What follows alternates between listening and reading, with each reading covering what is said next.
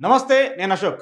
ఆంధ్రప్రదేశ్ క్యాబినెట్‌కి సంబంధించి రీషఫలింగ్ జరగబోతుందనేటువంటి వార్త గత కొంతకాలంగా పెద్ద ఎత్తున చర్చనీయాంశంగా మారుతుంది. ఇప్పటికే కూటమి ప్రభుత్వానికి సంబంధించి ఏడాదికి పైగా పాలన ముగిసినటువంటి నేపథ్యంలో ఈ ఏడాది పాలనకు సంబంధించి మెయిన్‌గా మంత్రుల పెర్ఫార్మెన్స్ ఎలా ఉంది ఏంటి అనేటువంటి అంశాలపైన చంద్రబాబు నాయుడు గారు ఎప్పటికప్పుడు రివ్యూ చేస్తూనే ఉన్నారు. దాంతో పాటు ఇంటెలిజెన్స్ ఇచ్చినటువంటి రిపోర్ట్‌లు కావచ్చు, పబ్లిక్ వాళ్ళ పనితీరు పైన ఎలా ఉన్నారు ఏంటి అనేది కూడా ఆయన ఎప్పటికప్పుడు నివేదిక తెప్పించుకొని చూసుకుంటూ ఉంటారు. నాట్ ఓన్లీ మంత్రులు, ఎమ్మెల్యేలకు సంబంధించిన పనితీరు పైన కూడా ఎప్పటికప్పుడు ఆయన రివ్యూ చేసుకుంటూ వచ్చారు. అయితే ఇటీవల మంత్రివర్గానికి సంబంధించిన సమావేశం జరిగినప్పుడు ఈ రోజు కూడా క్యాబినెట్ మీటింగ్ జరుగుతూ వచ్చింది. ఈ క్యాబినెట్ మీటింగ్ కావచ్చు, ఇటీవల జరిగినటువంటి మంత్రులకు సంబంధించిన మీటింగుల్లో కావచ్చు, ఆయన కొన్ని కీలక వ్యాఖ్యలు చేస్తూ వచ్చారు. కొంతమంది మంత్రుల పర్ఫార్మెన్స్ చాలా బాగలేదు.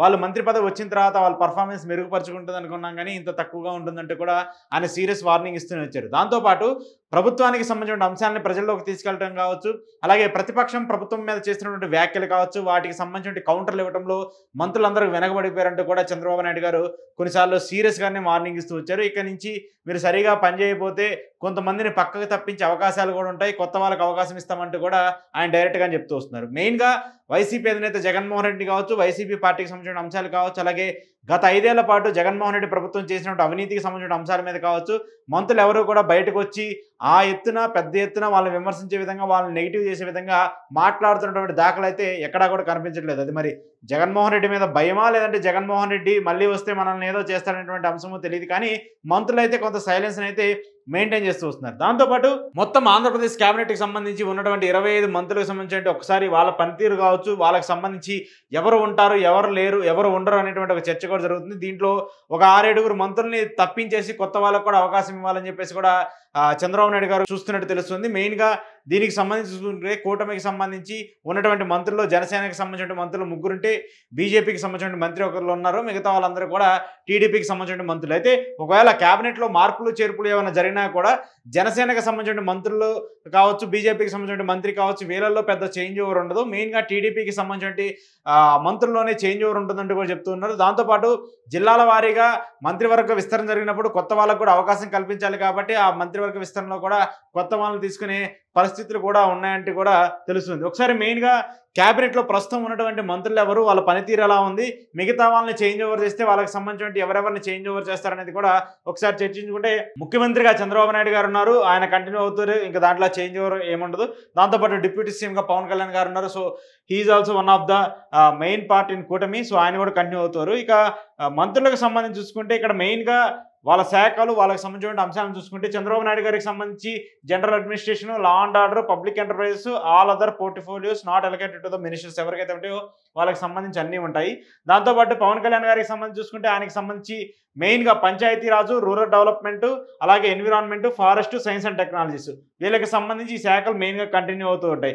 దాంతోపాటు మెయిన్గా ఉండేటువంటి లోకేష్ గారికి సంబంధించిన అంశాలు చూసుకుంటే ఆయన human resource development, infrastructure technology, అలాగే electronic and communication, real time governance IT ఐటీ టెక్నాలజీకి సంబంధించి, అలాగే హ్యూమన్ డెవలప్మెంట్కి సంబంధించి ఆయన ఉన్నారు. సో వీళ్ళ ముగ్గురికి సంబంధించి పెద్ద చేంజ్ ఓవర్ అయితే కనిపించే అవకాశాలు అయితే ఏమీ కనిపించట్లేదు. వీళ్ళ ముగ్గురు కూడా ప్రస్తుతం ఉన్నటువంటి క్యాబినెట్లు ఏవైతే పోర్ట్ఫోలియోస్ నిర్వహిస్తూ ఉన్నారో వాళ్ళందరూ కూడా సేమ్ వాటిలోనే కంటిన్యూ అయితే పరిస్థితి ఉంటుంది. ఇక అచ్చెన్నాయుడు గారికి సంబంధించి ఆయన అగ్రికల్చర్ మంత్రిగా ఉన్నారు. ప్రస్తుతం అచ్చెన్నారాయణ గారి పనితీరుకి సంబంధించి చూసుకుంటే గతంలో ఆయన మంత్రిగా ఉండి ఏ రేంజ్లో పనిచేశారో ఇప్పుడు ఆ రేంజ్లో పని చేయట్లేదు అనేటువంటి ఒక రిపోర్ట్ కూడా చంద్రబాబు నాయుడు గారికి అందినట్టు కూడా తెలుస్తుంది. కానీ ఆయన్ని చేంజ్ ఓవర్ చేసే పరిస్థితి అయితే ఉండదు. ఎందుకంటే సీనియర్ మంత్రి, టీడీపీకి సంబంధించి ఆయన సీనియర్గా ఉన్నటువంటి నేత, ఎన్నోసార్లు గత ప్రభుత్వం పెట్టినటువంటి ఇబ్బందులను ఎదుర్కొని నిలబడినటువంటి నేత కాబట్టి, గతంలో ఆయన అధ్యక్షుడిగా కూడా ఉన్నారు కాబట్టి సో ఆయన్ని కూడా తప్పించే పరిస్థితి ఉండదంటూ కూడా అర్థమవుతుంది. ఇక దాంతోపాటు కృష్ణా జిల్లా నుంచి కొల్లు రవీంద్ర గారు మంత్రిగా ఉన్నారు. ఆయన ఎక్సైజ్ శాఖ మంత్రి, మైన్స్ అలాగే దీనికి సంబంధించిన మంత్రిగా ఉన్నారు. సో దీనికి సంబంధించి చూసుకుంటే సో ఈయన్ని కూడా పెద్దగా తప్పించకపోవచ్చు అనేటువంటి చర్చ జరుగుతుంది. ఇక జనసేనకు సంబంధించిన మంత్రిగా ఉన్నటువంటి నాదెండ్ల మనోహర్ గారు, ఆయన జనసేనకు సంబంధించిన మంత్రి, ఫుడ్ సప్లయర్స్ మినిస్టర్గా ఉన్నారు. సో జనసేనకు సంబంధించి నేను ఇందాకే చెప్పినట్టు చేంజ్ ఓవర్ అనేది మ్యాక్సిమం ఉండదు. ఒకవేళ ఉంటే మాత్రము దాన్ని ఒక స్థానాన్ని ఎవరైనా రీప్లేస్ చేస్తారు. దాంట్లో కూడా నాగబాబు గారిని తీసుకోవాలనుకుంటున్నారు కాబట్టి ఏమైనా చేంజ్ చేసే అవకాశం ఉంటుంది. అయితే ఇక Ponguru Narayana municipal administration and urban development సంబంధించిన మంత్రిగా ఉన్నారు ఆయన. సో మెయిన్గా అమరావతి అనేటువంటి కాన్సెప్ట్లు ఆయన పాత్ర మెయిన్గా ఉండబోతుంది కాబట్టి ఆయన కూడా మార్చే అవకాశాలు ఉండవు. ఇక వంగల్పూడి అనిత ప్రస్తుతం హోంమంత్రిగా ఉన్నారు. ఆమెకు సంబంధించి చాలా అంటే చాలా నెగిటివిటీ కూటమికి సంబంధించిన ఎమ్మెల్యేలు, కూటమికి సంబంధించిన మంత్రుల మీదే చాలా సార్లు మాట్లాడుతూ వస్తున్నారు. మెయిన్‌గా గత ఏడాదికి సంబంధించి చూసుకుంటే కూటమి అధికారంలోకి వచ్చినటువంటి ఈ పరిస్థితులన్నిటిని చూసుకుంటే మెయిన్‌గా లా అండ్ ఆర్డర్ ఫెయిల్యూర్ అయిందని చెప్పేసి, మెజర్మెంట్ ఇష్యూస్ అవుతున్నాయని చెప్పేసి సాక్షాత్ ఉప ముఖ్యమంత్రి ఉన్నటువంటి పవన్ కళ్యాణ్ గారే మాట్లాడుతున్నారు. లా అండ్ ఆర్డర్‌ని సరిగ్గా కంట్రోల్ చేయలేకపోతున్నారు హోంమంత్రి గారు. దానికి సంబంధించి సరిగా ఆమె పనితీరుని మెరుగుపరుచుకోవాలని చెప్పేసి చాలాసార్లు మాట్లాడుతూ వస్తున్నారు. దాంతోపాటు ఆమె మంత్రిగా ఉన్నటువంటి నేపథ్యంలో ఆమె మాట్లాడేటువంటి మాటలు కావచ్చు, ప్రతిపక్ష పార్టీల మీద చేసినటువంటి వ్యాఖ్యలు కావచ్చు, అవి కొంత దుమారంగా మారుతూ ఉన్నాయి. తద్వారా ఎక్కువగా ఆమె మీద విమర్శలు కూడా వస్తూ ఉన్నాయి. సో ఈ ప్రాతిపదికన చూసుకుంటే ఆమె హోంమంత్రిగా ఆమె కంటిన్యూ చేస్తారా, లేదంటే వేరే శాఖకి బదిలీ చేస్తారనేటువంటి చర్చలు కూడా జరుగుతున్నాయి. ఒకవేళ హోంమంత్రిగా ఆమెను బదిలీ చేస్తే మాత్రము ఆ శాఖని అటు పవన్ కళ్యాణ్ గారికి సంబంధించిన శాఖలో ఏమైనా మార్పులు చేర్పులు చేసి ఆయనకి చేస్తారా, లేదంటే వేరే వాళ్ళకి ఎవరికైనా ఇస్తారనేది చూడాలి. సో ఒకవేళ క్యాబినెట్ రీషఫలింగ్ జరిగితే మాత్రము అనిత గారికి సంబంధించి హోంమంత్రిని తీసేసి ఆమె వేరే శాఖ ఇస్తారంటూ కూడా చర్చ జరుగుతుంది. ఒకవేళ అది జరిగితే మాత్రము హోంమంత్రిగా అనిత గారికి సంబంధించిన పోర్ట్ఫోలియో చేంజ్ అయ్యే అవకాశం కూడా కనిపిస్తుంది. దాంతోపాటు సత్యకుమార్ యాదవ్ బీజేపీకి సంబంధించినటువంటి మంత్రి, క్యాబినెట్లో ఉన్నటువంటి ఒక్క మంత్రి కాబట్టి సో 99% ఆయనే క్యాబినెట్లో కూడా కంటిన్యూ అయ్యే పరిస్థితి ఉంటుంది. ఇంకొకళ్ళు చేంజ్ అయ్యే పరిస్థితి అయితే ఉండదు. Nimmala Ramanaidu water resource and డెవలప్మెంట్కి సంబంధించిన నీటిపారుదల శాఖ మంత్రి. సో ఆయన్ని కూడా కంటిన్యూ చేస్తారు. పెద్ద చేంజ్ ఓవర్ ఉండదంటూ కూడా తెలుస్తుంది. దాంతోపాటు మహమ్మద్ ఫరూక్, ఈయన లా జస్టిస్ మినిస్ట్రీకి సంబంధించిన వెల్ఫేర్కి సంబంధించిన మంత్రిగా ఉన్నటువంటి, సో ఈయన్ని కూడా పెద్దగా చేంజ్ చేయరు. ఎందుకంటే చాలా సీనియరు టీడీపీకి సంబంధించి, దాంతోపాటు మైనారిటీకి సంబంధించినటువంటి ఎమ్మెల్యే కాబట్టి సో ఆయన్ని కూడా ఎక్కువ శాతం కంటిన్యూ చేసే అవకాశం ఉన్నట్టు కూడా తెలుస్తుంది. ఇక ఆనం రామనారాయణ రెడ్డి నెల్లూరుకి సంబంధించి కీలకంగా ఉన్నటువంటి మంత్రి అయితే, ఈయనకి సంబంధించి ఈ టర్న్యూర్లో కంప్లీట్ చేయకపోయినా కూడా నెక్స్ట్లో ఆ జిల్లాకి సంబంధించి మార్పులు చేర్పులు జరుగుతూ వస్తాయి. సో ఆనం ప్లేస్లో మరొకరికి అవకాశం వస్తుందంటూ కూడా పెద్ద ఎత్తున చర్చ జరుగుతుంది. కానీ ఇప్పటికి మాత్రము ఈ క్యాబినెట్ షఫ్లింగ్ జరిగే అవకాశం ఉంటే మాత్రము ఆయన్ని చేంజ్ చేయరు. ఆ తర్వాత ఏమన్నా చేంజ్ ఓవర్ ఉంటే మాత్రము నెల్లూరు జిల్లా నుంచి చాలామంది సీనియర్లు అందరూ కూడా మంత్రి పదవి కోసం ఆశావాహులకు ఎదురు చూస్తున్నారు కాబట్టి వాళ్ళలో ఏమైనా చేంజ్ చేసే పరిస్థితి ఉంటుందంటూ కూడా తెలుస్తుంది. ఇక పయ్యావుల కేశవ్ ఆర్థిక శాఖ మంత్రి, ఆయన కూడా చేంజ్ చేసే పరిస్థితి ఉంటుందంటూ కూడా అర్థమవుతుంది. ఆయన కూడా ఖచ్చితంగా కంటిన్యూ అవుతూ వస్తారు. ఇక Anagani Satyaprasad revenue and registration stamps and మినిస్టర్గా ఉన్నారు. సో ఈయన మీద కూడా కొంత ఎక్కువ నెగిటివిటీ కనిపిస్తూ ఉంది. ఆయన నియోజకవర్గానికి సంబంధించి కావచ్చు, మిగతా అంశాలకు సంబంధించి కావచ్చు, ఆయన పెద్దగా పట్టించుకోవట్లేదు. అంశాలకు సంబంధించి ఏదైతే రెవెన్యూస్కి సంబంధించిన అంశాలు ఉంటాయి వాటిని సరిగా పట్టించుకోవట్లేదు అని చెప్పేసి ఒక రిపోర్ట్ వచ్చినప్పటికీ కూడా ఆయన మీద కొంచెం పాజిటివ్ కారణం ఉంది టీడీపీకి సంబంధించి. సో ఆయన్ని కూడా చేంజ్ చేసే అవకాశాలు ఎక్కువగా ఉండదు. ఒకవేళ చేస్తే మాత్రం ఖచ్చితంగా మార్పులు చేర్పులు ఉంటాయంటే కూడా తెలుస్తుంది. Kolusu Parthasarathy housing information and public రిలేషన్కి సంబంధించిన మంత్రి. సో ఈయన ప్రస్తుతానికి సంబంధించి వైసీపీ నుంచి కూటమిలోకి వచ్చారు. కూటమిలో గెలిచి మంత్రిగా అయినటువంటి వ్యక్తి. ఈయన కూడా చాలా కీలకంగా ఉంటున్నారు టీడీపీకి సంబంధించి, కృష్ణా జిల్లాకి సంబంధించిన న్యూజివీడికి సంబంధించిన వ్యక్తే కాబట్టి సో ఈయన్ని కూడా మెయిన్గా చేంజ్ చేయకపోరు అనేటువంటి అంశాలు కూడా కనిపిస్తున్నాయి. ఒకవేళ చేంజ్ చేస్తే మాత్రము ఈయన ప్లేస్లో ఆ జిల్లాకి సంబంధించి ఒక వ్యక్తిని తీసుకోవడానికి కూడా చూసే అవకాశాలు ఎక్కువగా కనిపిస్తున్నాయి. దాంతోపాటు డోలా బాల వీరాంజనేయ స్వామి ప్రకాశం జిల్లాకి సంబంధించిన మంత్రి. సో బాల వీరాంజనేయ స్వామికి సంబంధించి మెయిన్గా మెజార్టీగా మంత్రుల రీషఫ్లింగ్ జరిగితే మాత్రము బాల వీరాంజనేయ స్వామిని షఫుల్ చేస్తారంటూ కూడా తెలుస్తుంది. ఈయన ప్లేస్లో ఒంగోలు ఎమ్మెల్యేగా ఉన్నటువంటి దామచర్ల జనార్దన్ కావచ్చు, అలాగే పర్చూరు ఎమ్మెల్యేగా ఉన్నటువంటి ఏలూరు సాంబశివరావు కావచ్చు, వీళ్ళిద్దరిలో ఎవరో ఒకరిని క్యాబినెట్లోకి తీసుకునే అవకాశాలు ఎక్కువగా కనిపిస్తున్నాయంటూ కూడా చెప్తూ వస్తున్నారు. ఎందుకంటే ప్రకాశం జిల్లాకు సంబంధించి, ఉమ్మడి ప్రకాశం జిల్లాకు సంబంధించి ఇద్దరు మంత్రులు ఉన్నారు. ఒకళ్ళు గొట్టిపాటి రవికుమార్ గారు, అలాగే బాల వీరాంజనేయ స్వామి గారు. గొట్టిపాటి రవికుమార్ గారు ఇప్పుడు విద్యుత్ శాఖ మంత్రిగా ఆయన పనిచేస్తూ ఉన్నారు కాబట్టి సో ఆయనకు సంబంధించి పెద్దగా చేంజ్ ఓవర్ ఉండదు. ఈయన ఖచ్చితంగా క్యాబినెట్లో ఉంటారనేది కూడా చెప్తూ ఉన్నారు. సో సీనియర్ కావాలి కాబట్టి డోల బాల వీరాంజనేయ స్వామిని తీసుకుంటూ ఉన్నారు, ఫస్ట్ క్యాబినెట్లోకి సంబంధించి తీసుకుంటూ ఉన్నారు. సో ఒకవేళ ప్రకాశం జిల్లాకు సంబంధించి రీషఫుల్ చేయాలనుకుంటే మాత్రము బాల వీరాంజనేయ స్వామిని తప్పించి అటు ఏలూరు సాంబశివరావుని కావచ్చు, లేదంటే ఇటు దామచర్ల జనార్దన్ కావచ్చు, వీళ్ళిద్దరిలో కూడా ఒకరిని తీసుకునే అవకాశం ఉన్నట్టు కూడా తెలుస్తూ ఉంది. ఇక కందుల దుర్గేష్ జనసేనకు సంబంధించిన మంత్రి, కందుల దుర్గేష్ని కూడా కంటిన్యూ చేసే అవకాశం ఉంటుంది. ఎందుకంటే జనసేనకు సంబంధించిన ముగ్గురు మంత్రులు ఉన్నారు కాబట్టి కందుల దుర్గేష్ కంటిన్యూ అవుతారు. ఒకవేళ నాగబాబును మాత్రం క్యాబినెట్లోకి తీసుకోవాలనుకుంటే టీడీపీకి సంబంధించిన అంశం మీద టీడీపీకి సంబంధించిన ఎవరైనా తప్పించి నాగబాబుకి ఆ శాఖలు ఇస్తారా, లేదంటే జనసేనకి 3 మాత్రమే ఇస్తున్నాము, ఈ జనసేనకి ఇచ్చినటువంటి 3లో ఎవరో ఒకరిని తప్పించేసి నాగబాబుని ఇన్ చేయాలనుకుంటే మాత్రం క్యాబినెట్లోకి ఖచ్చితంగా కందుల దుర్గేష్కి ఆ ఇంపాక్ట్ పడే అవకాశం ఉంటుంది. కందుల దుర్గేష్ని తప్పించి నాగబాబుని తీసుకునే అవకాశం ఉంటుంది ఒకవేళ 3 మంత్రి పదవులు మాత్రమే కొనసాగితే.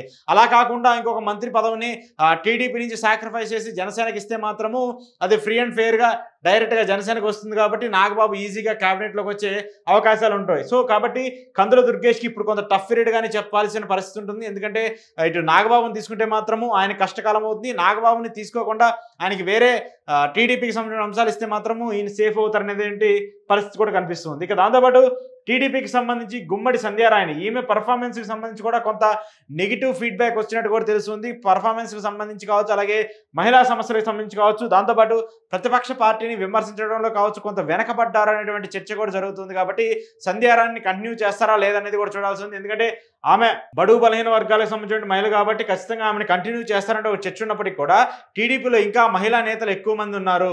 సో వాళ్ళని కూడా రీప్లేస్ చేయాలని చెప్పేసి కూడా ఒక పరిస్థితి కనిపిస్తుంది. ఒకవేళ చేంజ్ చేస్తే మాత్రం ఈమెను చేంజ్ చేసి ఆ క్యాబినెట్లోకి పరిటాల సునీతనో లేదంటే నెల్లూరు నుంచి వేమిరెడ్డి ప్రశాంతి రెడ్డినో తీసుకునే అవకాశాలు కూడా ఉన్నాయంటూ కూడా చెప్తూ ఉన్నారు. ఒకవేళ ఈమెను చేంజ్ చేస్తే మాత్రం వాళ్ళిద్దరిలో ఎవరో ఒకరికి అవకాశం కలిసే పరిస్థితి అయితే కనిపిస్తుంది. దాంతోపాటు రాయలసీమ జిల్లాలకు సంబంధించి బనగానపల్లి నుంచి ఉన్నటువంటి బీసీ జనార్దన్ రెడ్డి ఈయనకి సంబంధించి కొంత పర్వాలేదనేటువంటి రిపోర్ట్ వస్తూ ఉంది. ఆయన road and building infrastructure investment మంత్రిగా ఉన్నారు కాబట్టి సో ఈయన కంటిన్యూ చేస్తారంటూ కూడా చర్చ జరుగుతుంది. దాంతోపాటు TG Bharat industries and commercial food processing సంబంధించిన మంత్రిగా ఉన్నారు. సో ఈయన పర్ఫార్మెన్స్ చాలా నెగిటివ్గా ఉందంటూ కూడా టీడీపీకి ఇచ్చినటువంటి రిపోర్ట్లో మనకు తెలుస్తుంది. టీజీ భరత్ ఏదైతే ఒక యంగ్గా ఉన్నాడు, ఫస్ట్ సారి ఎమ్మెల్యేగా అయ్యారు, ఖచ్చితంగా ఆయనకి అవకాశం ఇస్తూ ఉన్నారు. లోకేష్కి సంబంధించి చాలా ఇంపార్టెంట్ రోల్ ప్లే చేసేటువంటి వ్యక్తి.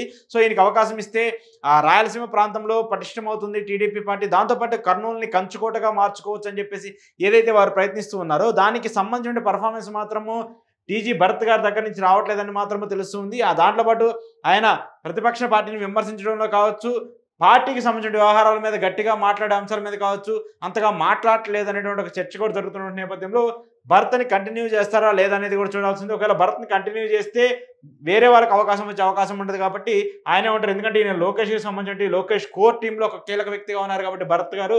సో భరత్ గారు కంటిన్యూ అవుతారా లేదా చూడాలి. ఒకవేళ భరత్ గారు కంటిన్యూ కాకపోతే మాత్రము కర్నూలు జిల్లా నుంచి మరొక వ్యక్తికి అవకాశం ఇచ్చే అవకాశం అయితే ఖచ్చితంగా ఉంటుంది.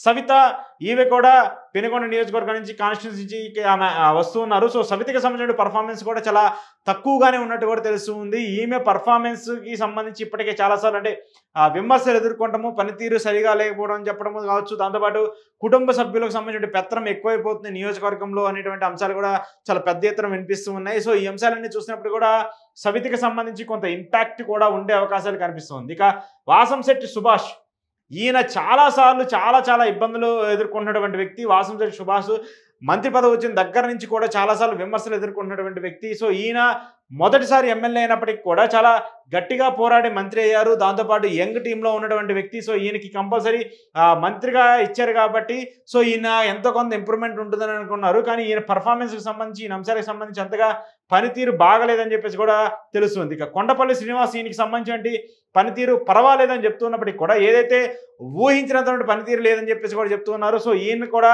చేంజ్ చేసే అవకాశం ఉంటుందంటే కూడా చెప్తున్నారు. దాంతోపాటు రాంప్రసాద్ రెడ్డి ఈయన ఏదైతే రాంప్రసాద్ రెడ్డి గారు ఉన్నారో టీడీపీకి సంబంధించి రాయచోటి ఎమ్మెల్యేగా ఉన్నారు. అక్కడ వైసీపీ అభ్యర్థిగా ఉన్నటువంటి గడికోట శ్రీకాంత్ రెడ్డికి సంబంధించి ఆయన మీద గెలిచినటువంటి వ్యక్తి.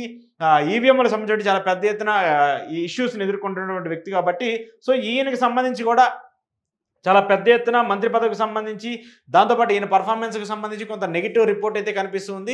ఈయన్ని కూడా చేంజ్ చేస్తారనేటువంటి అవకాశాలు అయితే ఎక్కువగా ఉన్నాయి. మెయిన్గా చూసుకుంటే ఈ నలుగురికి సంబంధించి సవితకి సంబంధించి చూసుకున్నా, వాసంశెట్టి సుభాష్ సంబంధించి చూసుకున్నా, కొండపల్లి శ్రీనివాస్ సంబంధించి చూసుకున్నా, అలాగే రాంప్రసాద్ రెడ్డికి సంబంధించి చూసుకున్నా, వీళ్ళ నలుగురులోనే మెయిన్గా డ్యామేజ్ జరగబోతుంది అనేటువంటి అంశం కూడా మనకు తెలుస్తుంది. ఎందుకంటే వీళ్ళ పనితీరులో సరిగా లేదు. దాంతోపాటు ఇంటెలిజెన్స్ ఇచ్చిన రిపోర్ట్ చూసుకున్నా, లేదంటే టీడీపీకి సంబంధించిన పలు సర్వే సంస్థలు ఇచ్చిన రిపోర్ట్ చూసుకున్నా కూడా అవన్నీ కూడా నెగిటివ్గానే కనిపిస్తూ ఉన్నాయి. కాబట్టి వీళ్ళ నలుగురులో ఖచ్చితంగా 2-3 ఉండే అవకాశం ఉండదనేది కూడా అర్థమవుతుంది. వీళ్ళ ప్లేస్లో ఆ ప్రాంతాలకు సంబంధించి వేరే వాళ్ళకి అవకాశం ఇవ్వాలి కావచ్చు, వాళ్ళకి కూడా అవకాశం ఇచ్చే పరిస్థితి అయితే కనిపిస్తుంది. సో ఓవరాల్గా ఉన్నటువంటి మంత్రులకు సంబంధించి క్యాబినెట్ మార్పు జరిగినా, క్యాబినెట్ రీషఫ్లింగ్ జరిగినా మాత్రము ఉన్నటువంటి మంత్రులు ఖచ్చితంగా ఒక 6 నుంచి 7 తప్పించే అవకాశాలు అయితే కనిపిస్తున్నాయి. దాంట్లో మెజారిటీ టీడీపీ నుంచే జరిగే అవకాశం ఉంటుంది. ఎందుకంటే మిగతా వాళ్ళకి సంబంధించినటువంటి మంత్రుల ప్రస్తావన కావచ్చు, వాళ్ళకి సంబంధించినటువంటి ఇన్వాల్వ్‌మెంట్ చాలా తక్కువగా, చాలా లిమిటెడ్‌గా ఉంటుంది కాబట్టి వాళ్ళని మార్చే అవకాశాలు ఉండవు కాబట్టి మెయిన్‌గా ఉన్నటువంటి టీడీపీకి సంబంధించినటువంటి ఈ 21 మంది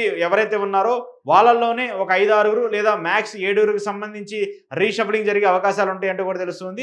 ఇప్పటికే టీడీపీ ఎమ్మెల్యేలు చాలా ఆశావహులుగా ఉన్నటువంటి వ్యక్తులందరూ కూడా ఆశాభావం వ్యక్తం చేస్తున్నారు. మాకొస్తది, మాకిస్తారేమో అని చెప్పేసినటువంటి ఇంట్రెస్ట్‌తో ఉంటూ ఉన్నారు. దాంతోపాటు చాలామంది సీనియర్ టీడీపీ లీడర్లందరూ కూడా ఈసారి ఖచ్చితంగా క్యాబినెట్ రీషఫలింగ్ జరిగితే మాకు అవకాశం వస్తుందంటూ కూడా వేచి చూస్తున్నారు. రాజమండ్రికి సంబంధించినటువంటి బుచ్చయ్య చౌదరి లాంటి వాళ్ళు ఇప్పటివరకు, ఆయన చాలా సీనియర్ మోస్ట్ ఎమ్మెల్యే, ఇప్పటివరకు ఆయన మంత్రి కాలేదు, నెక్స్ట్ ఎన్నికల్లో నేను పోటీ చేస్తానో లేదో అంటూ కూడా ఆయన మాట్లాడుతూ వస్తున్నటువంటి నేపథ్యంలో సో అలాంటి వారికి మంత్రి పదవి ఇవ్వాలనేటువంటి వాదన చాలా పెద్ద ఎత్తున వస్తూ ఉంది. కానీ లోకేష్ మాత్రము తన టీంని బిల్డ్ చేసుకోవడానికి చాలా పెద్ద ఎత్తున ప్రయత్నిస్తూ వస్తున్నారు.